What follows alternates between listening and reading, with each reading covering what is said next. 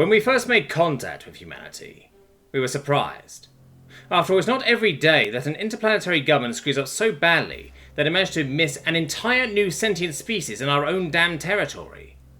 Now, it may have been a rather unimportant, undeveloped expanse of our territory, but with the amount of radio signals the humans were flinging into the void with reckless abandon, left our leaders with no excuse. The answers to that question could wait, but the humans could not. They had already deciphered our language and were attempting to hail a colony word of ours that they had apparently been observing for about one of their years already. At least the galactic bureaucracy already had protocol for this sort of thing, although it was usually reserved for a primitive species finally discovering FDL, and a 100 light-year sphere around their crater world was set aside for them. Too bad that roughly 30% of that was Karkan space, but we'll get to that later. Once our diplomats made contact with this new species, we were even more surprised at their appearance and mannerisms. You see, Earth happened to be on the very upper limit of the gravitational spectrum that had been theorized for planets able to develop spacefaring life. Indeed, if their gravity were any higher, then it would have been impossible for their early spaceflight attempts to reach orbit, and they would have likely given up, like we've seen several other species do, unless they were uplifted, but it was rare that any race would take on the responsibility of uplifting such a species. Allow me to further explain for those of you who have not had the pleasure of meeting with a human. Most high-gravity sapient species are about half the size of humans at their largest, and use their intelligence and large numbers to solve problems as a group, and compete with larger predator species. Now that's not to say the humans were large. Far from it, in fact, as the humans' average height, about 2 of their meters, is just under half of the galactic average height. As such, the humans are rather strong compared to even other high-gravity sapiens, and monstrously strong compared to the average galactic species. Furthermore, the humans were rather ungraceful in their movements. After living under such high gravity for all their lives, their motions are quick and efficient, almost mechanical even in comparison with that of the other races. As such, they quickly got a reputation as bumbling strongmen. This reputation wasn't helped by their seemingly endless optimism and unflappability. Well, in every regard but to their past, they were unflappable. It was rather cute, if I'm being perfectly honest, seeing the human diplomats blush and squirm as they described a rather boring common history of warfare and strife.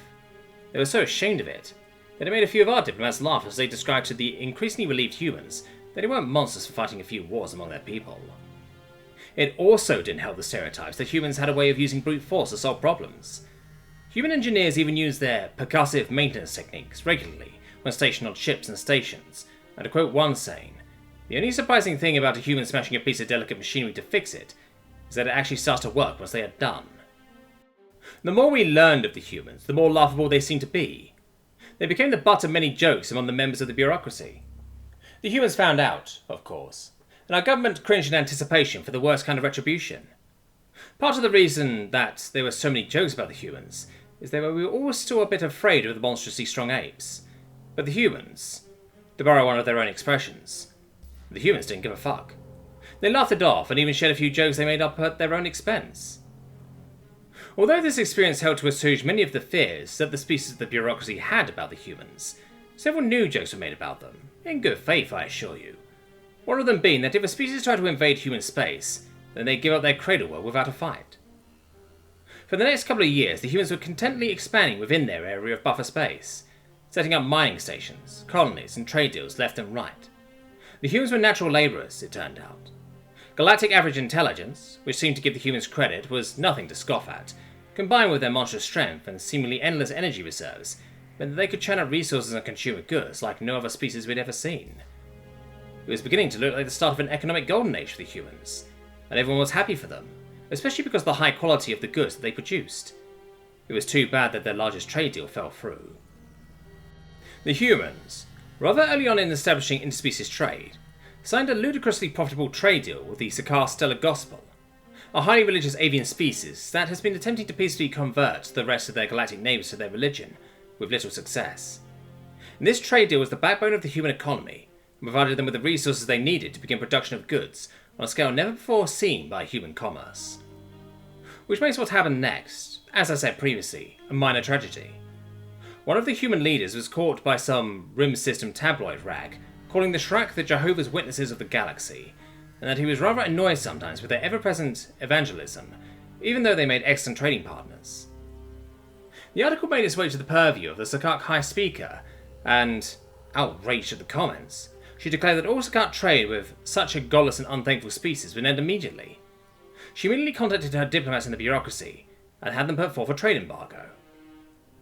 When said trade embargo was put forth to be signed by any other species willing to also embargo the humans, we all expected them to be outraged, as this would surely set their economy into a downward spiral for years. But as before, the humans didn't give a fuck. To be fair, the humans were rather affected, they just didn't seem to mind too much.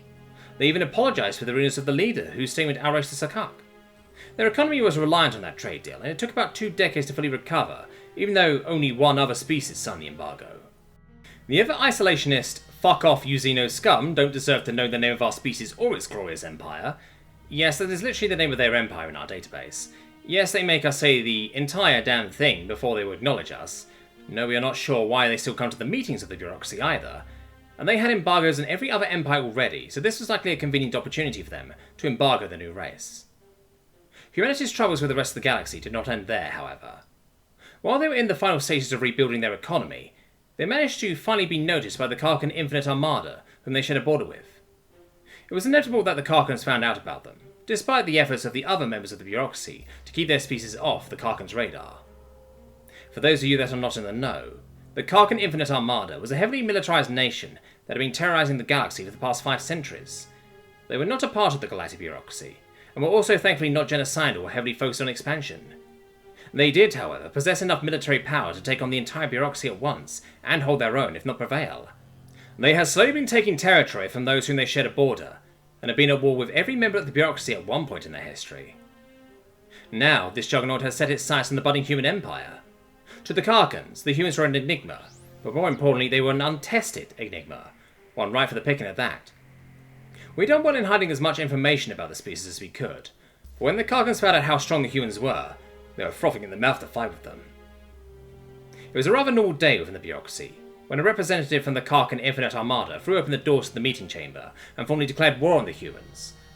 Well, the other races were good enough at pattern recognition at this point to not be too surprised when the humans didn't give a fuck.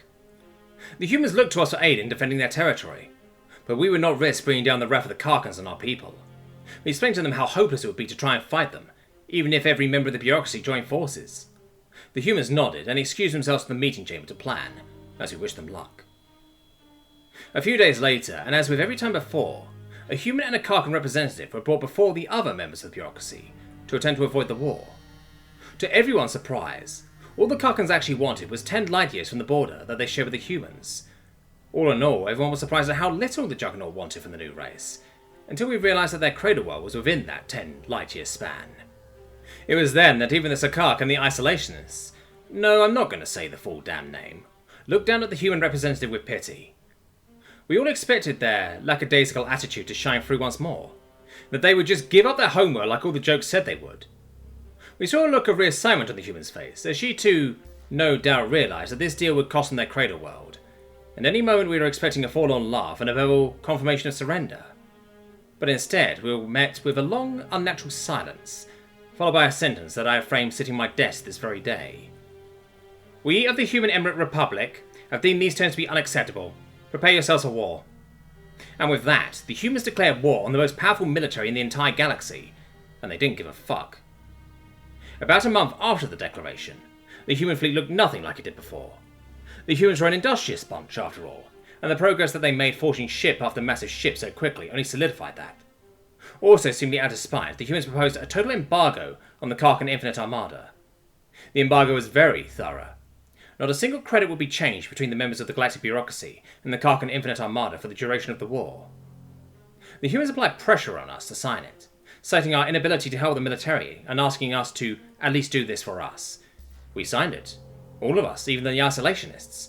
It's not like we actually traded much with the Karkans anyway. Their main export was mining explosives, and they didn't have any imports beyond luxury intoxicants, so they merely laughed us off when they got the news.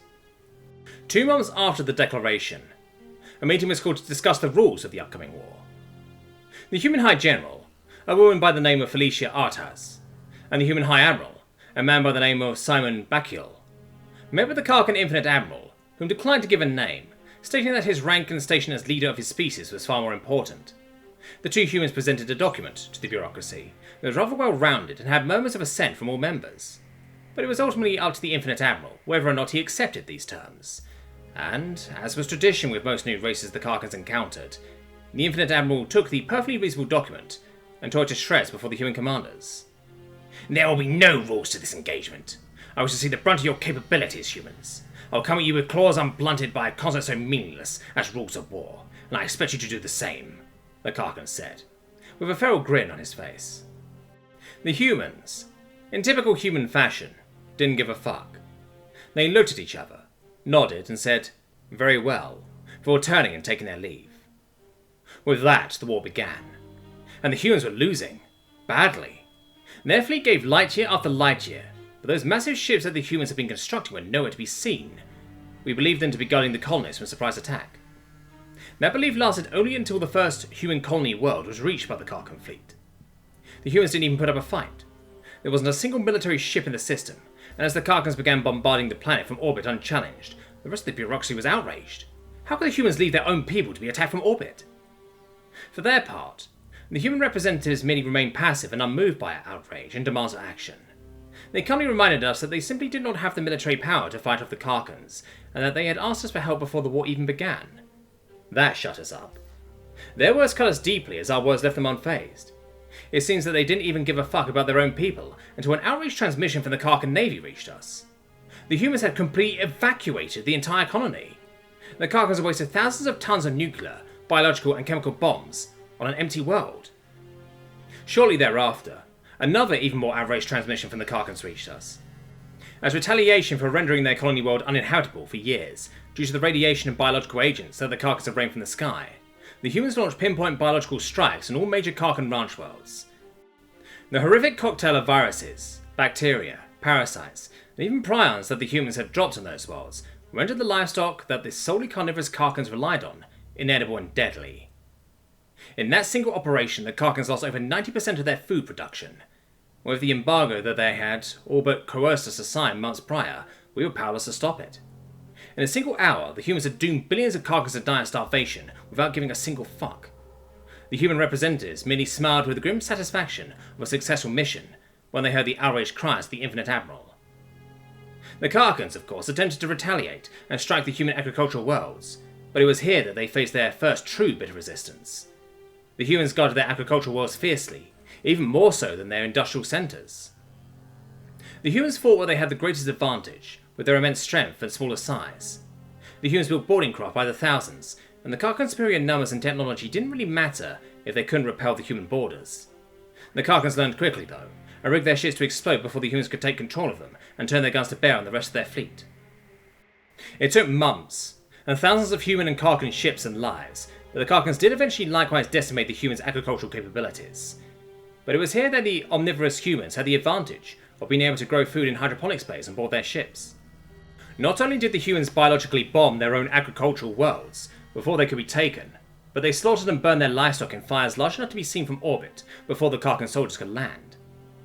At this point, the Carcan people were beginning to starve. Reports from our agents in Carcan space were grim. Their people were beginning to riot, and even a few sects began resorting to cannibalism. In retaliation, the Infinite Admiral had a public execution on their cradle world for all of the human prisoners, mostly farmers that had volunteered to stay behind on the agricultural worlds and keep the farms running for as long as they could. The humans, as usual, didn't give a fuck. They offered their deepest condolences to the families of the people whom volunteered to stay behind, but the war marched on. We asked the humans if they needed to purchase food for their people, but they declined. The humans knew that should an interplanetary species decide to do so, it could easily produce enough food to crash the entire galactic economy, which is just what they did while they evacuated their worlds and built up their fleet. Trillions of tons of food were produced, preserved and packaged, enough for their entire race to never go hungry for centuries, if not millennia, much of which is still around even to this day. Speaking of those evacuations, most of those massive ships that we saw them constructing were called arc ships by the humans. They ferried every civilian they could into the void between stars in these massive ships, stuffed with billions of people, and enough food to last centuries each. All the humans had to do was wait. The Carcan Infinite Admiral, knowing already that his empire was crumbling and that they would not be winning this war, issued another enraged decree. The full force of the Carcan Infinite Armada bore down on the Sol system in a weeks-long battle that ended with the Carcans launching a gravitational cataclysm at Earth. The waves of gravity that the cataclysm produced cracked the Earth into 12 pieces. Once the news of Earth's destruction found its way to the floor of the bureaucracy, we were shocked as we witnessed, for the first time since first contact, the humans give a fuck. To say that it was unnerving was an understatement. For the first time in recorded galactic history, a human, a full-blooded, from-Earth human, was seen giving a fuck. However, they were not outraged as we thought they should be. They didn't call for blood or cry out in rage for genocide. They were depressed. They wept for the loss of their cradle world, a loss that would take centuries to recover from. But even as they wept, a dangerous sort of determination began to grasp them, and it terrified each and every one of us. In that moment, we knew that the humans were going to see this through to the end, and that it would not be pretty. After that, the human fleet began retaking worlds, until they pushed the exhausted and starving Karkans back to the edge of their old borders, and only then did the Karkan government call for a surrender. Their fleet was in tatters, and limping along the little food that they could synthesize on board their ships. The same two humans, High General Felicia Artas and High Admiral Simon Beshal, met with a withered shade of what had once been the hulking form of the Karkan Infinite Admiral. All races save the humans looked down at the withered Karkan with pity in their eyes as he spoke, already knowing what the stone-faced humans were going to say in response to his unspoken question.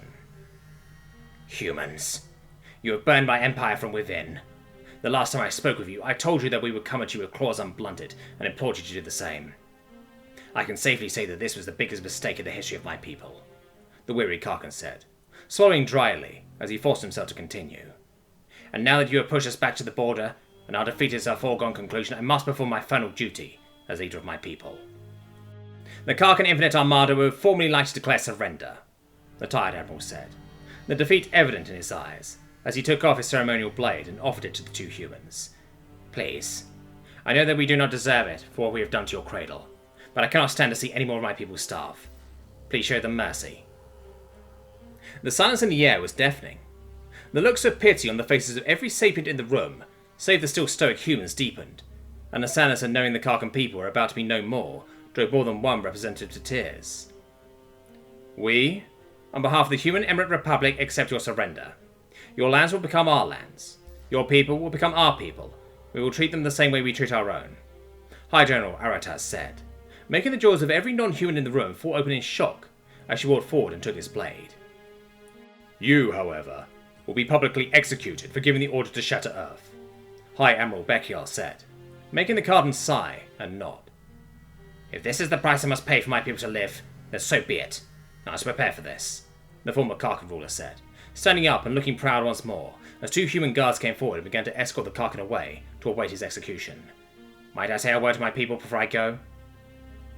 There will be plenty of time for that later, High Admiral Bekiel said, making the confusion in the room perceptibly rise. We will need your help in saving as many of your people as we can. So as much as it pains me to say it, your execution will be months, if not years in the future, the man said, a hint of annoyance in his voice. With that statement, the Karkan was led out of the room, followed quickly by the two human leaders, a smile on both of their faces. The humans then invaded what was formerly Karkan space, peacefully.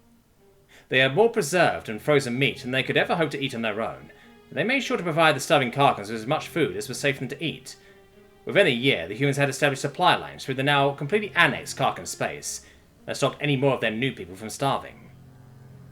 Then the humans released more biobombs onto the former Karkan ranch worlds, only this time the cocktail of biologically engineered horrors were designed to wipe out the previous bioweapons that had destroyed the Karkan livestock, as well as providing the Karkans with a suite of vaccines for themselves and their livestock, in case the counter-agents weren't completely successful. It took several more years, but the humans and Karkans together were able to get their space back to full self-sufficiency. As for the Karkans, the integration into the Human Emirate Republic's way of doing things went smoothly. The Karkans were a race believed that might makes right, after all. It was against their honour to disrespect those they considered their superiors. They knew that the humans could have wiped them out completely, and they respected them for their mercy. It also didn't hurt that the Karkans didn't have a concert of sports beyond public duels, which, now non-lethal, make for a wonderful evening, and the various human sports offered the Karkans the perfect outlet for their warlike nature. Plus, the fact that their former ruler was at the side of the human leader and was telling his people to trust the humans didn't hurt either.